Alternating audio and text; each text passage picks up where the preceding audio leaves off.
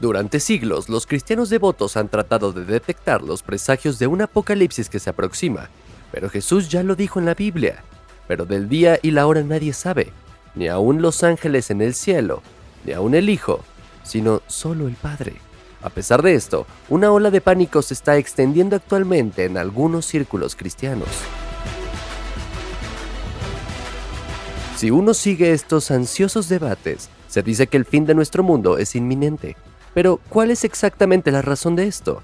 Para entender esto, echemos un vistazo a la aterradora historia del Éufrates hoy.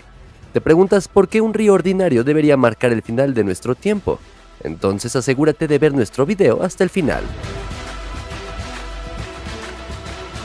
¿Te gustan nuestros videos? Entonces danos un me gusta y suscríbete a este canal para ver más videos emocionantes. También déjanos un comentario para hacernos saber tus pensamientos. Pero empecemos.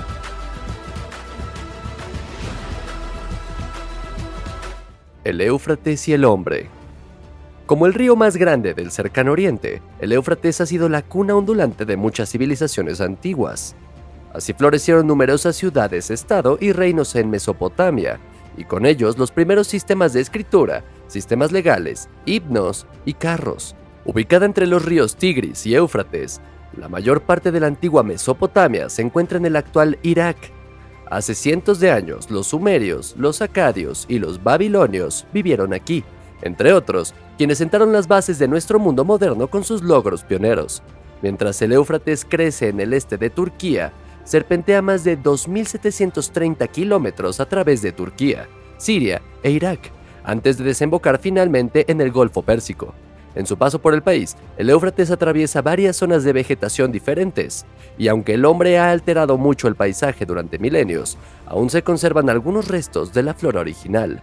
En detalle, el poderoso río obtiene la mayor parte de su suministro de la lluvia y el deshielo, razón por la cual los niveles de agua son más altos entre abril y mayo. Las ruinas de la ciudad de Babilonia aún dan testimonio de la gestión progresiva del agua por parte de los antiguos habitantes.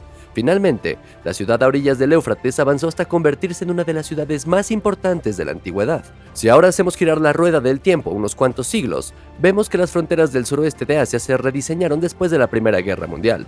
Entre otras cosas, el Tratado de Lausana obligaba a los países ribereños del Éufrates a negociar un acuerdo conjunto para el uso del agua y la construcción de una infraestructura hidráulica. Unos buenos 20 años después, un acuerdo concluido en 1946 obligó a Turquía a informar a Irak de todos los cambios hidráulicos en el sistema Tigris-Éufrates. Además, a Irak se le permitió construir represas en territorio turco. En la década de 1970, la idea del proyecto de Anatolia Sudoriental, abreviado GAP, germinó en Turquía. Con el tiempo, esto resultó en 22 represas, así como 19 centrales hidroeléctricas y sistemas de riego a lo largo de los ríos Tigris y Éufrates. Sin embargo, este desarrollo también está asociado con algunas consecuencias devastadoras. Un estudio de 2013, en el que también participó la NASA, muestra que la pérdida de agua entre los años 2003 y 2010 debe estimarse en 144 kilómetros cúbicos, lo que corresponde aproximadamente al triple de la cantidad del lago de Constanza. El río moribundo. Se hizo evidente hace unos 50 años que las intrigas sobre el agua del Éufrates tienen un riesgo potencial de incendio. Como resultado de la grave sequía y la escasez de agua, Irak amenazó con bombardear la presa de Tabqa en Siria. Afortunadamente, un acuerdo oficial evitó que el conflicto se intensificara. No menos drásticos fueron los efectos de la PAC a nivel ecológico y social. Más de 380 pueblos de la cuenca del Tigris se vieron afectados por las consecuencias del gigantesco proyecto y alrededor de 200.000 personas tuvieron que abandonar sus hogares tradicionales. Como se mencionó brevemente anteriormente, el nivel del agua del Éufrates ahora ha bajado a niveles preocupantes. Imágenes recientes muestran que una parte significativa del río se ha secado. Turquía es acusada repetidamente de utilizar el Éufrates como arma contra los sirios durante años. Según el acuerdo de 1987, 500 metros cúbicos de agua por segundo deberían fluir a Siria, pero en realidad son solo 200. Las consecuencias de la reducción de los niveles de agua son particularmente notables en las zonas rurales. No solo el suministro de energía es un problema cada vez mayor, sino que la tierra agrícola a orillas del Éufrates también se está reduciendo. En el contexto de que la región mediterránea se enfrentará a olas de calor extremo cada vez con mayor frecuencia en el futuro, Siria es uno de los países con mayor riesgo en el índice de riesgo climático. Sin embargo, algunos cristianos creyentes están convencidos de que estos desarrollos dramáticos no son hechos por el hombre, sino que siempre han sido predeterminados. Pero, ¿qué dice realmente la Sagrada Escritura sobre el Éufrates? El Éufrates en la Biblia. Para averiguarlo, debemos ir al capítulo 2 de Génesis. En los versículos 10 al 14, aprendemos que el Éufrates es uno de los 4 ríos que nacen en el jardín del Edén. En este sentido, se cree que el río Éufrates era uno de los límites de la tierra prometida que Dios entregó a la descendencia de Abraham. Las cosas se vuelven mucho menos idílicas cuando consideramos el papel que juega el río en el libro del Apocalipsis. Después de que se abrieron los 7 sellos del pergamino y los 4 jinetes del Apocalipsis anunciaron la muerte que se acercaba, 7 ángeles tocarán 7 trompetas. El sonido de las primeras 5 trompetas desatará algunas calamidades devastadoras, incluyendo una lluvia de sangre y fuego que caerá sobre la tierra y una montaña en llamas que caerá al mar. Finalmente, cuando suena la 6ª trompeta, el Éufrates entra en juego. 4 ángeles atados son liberados en el río, con lo cual 1/3 de la población mundial es destruida por miles y miles de caballos que respiran fuego, humo y azufre. Otra mención del Éufrates ocurre cuando las 7 copas de la ira de Dios se derraman sobre el mundo. El derramamiento de las primeras 6 copas trae terribles plagas, convierte las aguas en sangre, hace que las personas sean quemadas vivas y envuelve el reino de las bestias diabólicas en una oscuridad impenetrable. La 6ª copa se vuelve a derramar sobre el Éufrates. Después de que el río se haya secado, 3 espíritus inmundos brotan de la boca de la bestia y del falso profeta y conducen a los reyes a la batalla decisiva final, la guerra del gran día, de Dios Todopoderoso. ¿El comienzo del Apocalipsis? Por cierto, también encontramos representaciones comparables en la fe musulmana. En algunos hadices, o aquellas tradiciones que tratan sobre los dichos y acciones del profeta islámico Mahoma, también se predice la desecación del Éufrates. Una vez que el agua se va del lecho del río, emergerán tesoros desconocidos, lo que en última instancia conducirá a grandes guerras en todo el mundo. Pero, ¿cómo pueden reconciliarse las representaciones de las antiguas sagradas escrituras con los desarrollos de nuestros tiempos modernos?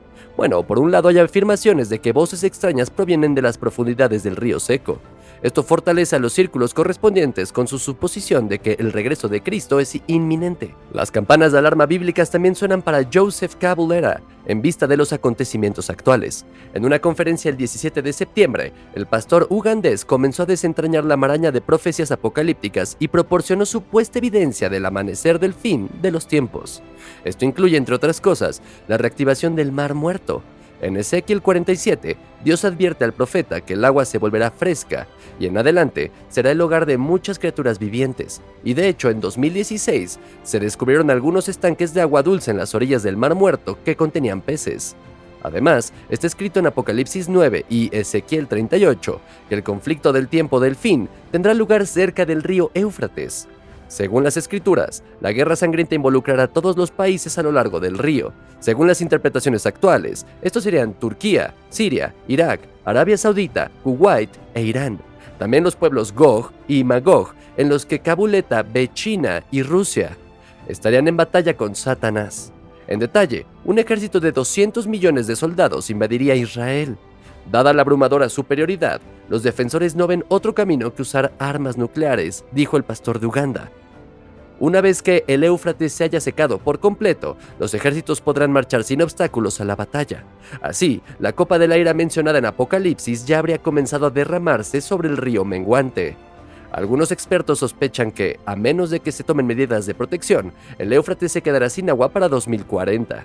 Como resultado de la devastación sin precedentes de la guerra, la comunidad mundial eventualmente buscará un arreglo pacífico temporal. Si Kabuleta se sale con la suya, esto conducirá a la firma del Tratado de Paz de 7 años mencionado en el capítulo 9 del libro de Daniel.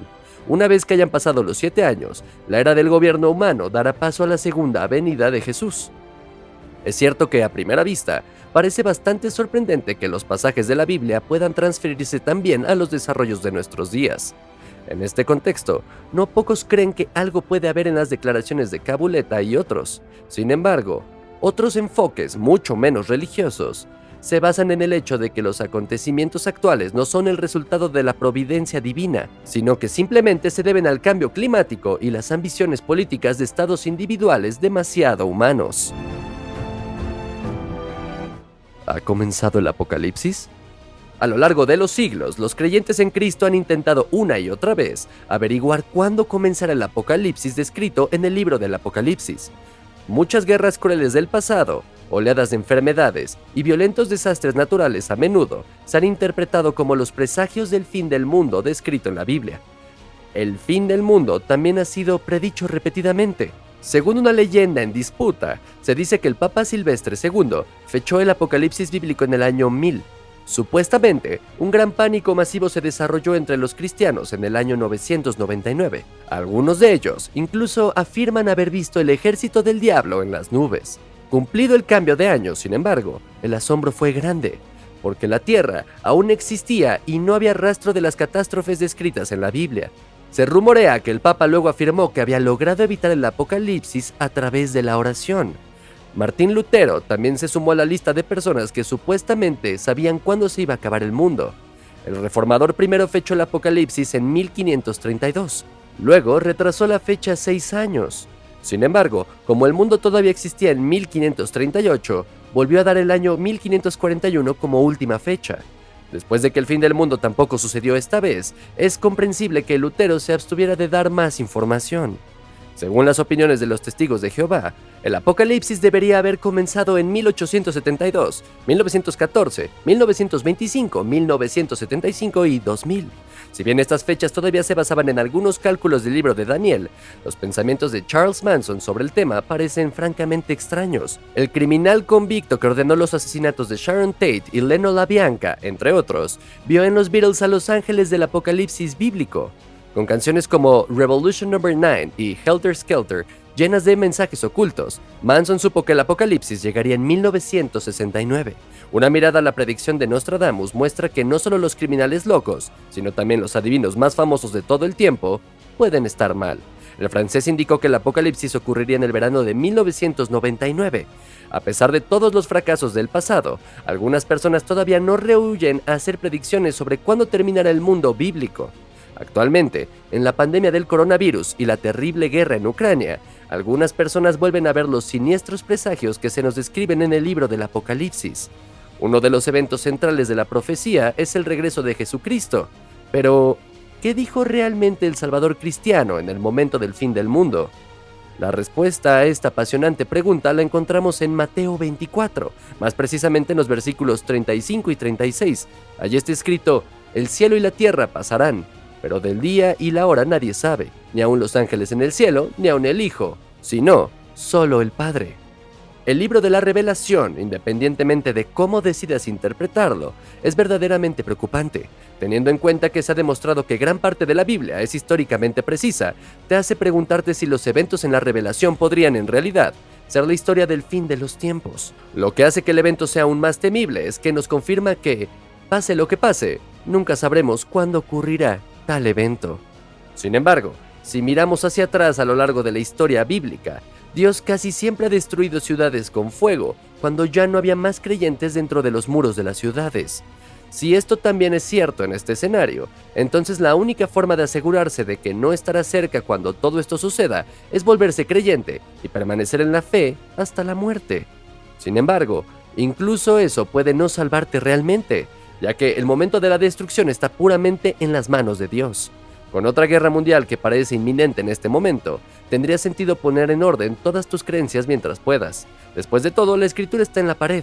El mundo no va a mejorar, y es casi seguro que se alejará más y más de los mandamientos de Dios a medida que pasa el tiempo. Con esto en mente, ahora es el momento de escuchar estos libros históricos, seguir sus enseñanzas y hacer todo lo que puedas para vivir una vida que sea digna de entrar al cielo. Después de todo, no habrá segundas oportunidades. ¿Pero qué piensas? ¿Representa realmente la sequía del Éufrates un presagio del apocalipsis bíblico o debería el hombre comenzar a asumir la responsabilidad de sus propias acciones? Como siempre, háganos saber sus pensamientos, sugerencias y comentarios sobre el video de hoy en los comentarios a continuación. Además, no olvides dejarnos un me gusta y suscribirte para estar al día a partir de ahora. Finalmente, echa un vistazo a las otras publicaciones en nuestro canal que hemos vinculado para ti aquí en los créditos. Y con eso, gracias por mirar, que la pases bien y hasta la próxima.